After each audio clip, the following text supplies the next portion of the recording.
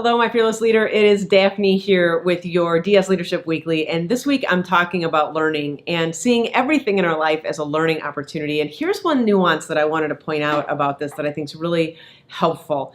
A lot of times when something happens, we look at learning from a perspective of, oh, what could I do differently next time? Like there's some action that we want to take and learn about, which I think is really, really helpful. I think sometimes it's true.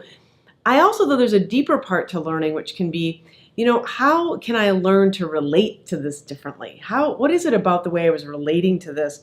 And sometimes it isn't then necessarily something that we need to do, but more about what we need to learn about how to be.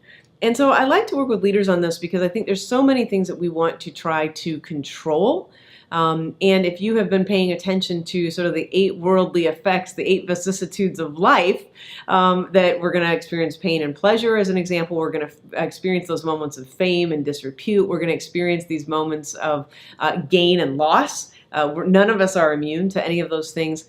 Then what we start to learn is that, yeah, maybe there are doing parts to our lives that we can learn to do things differently for sure, but also just as worthy, we can also learn to relate to things in a way and learn what it is about our relationship to the things that show up in our life that really start to matter. So what are we learning about how we be?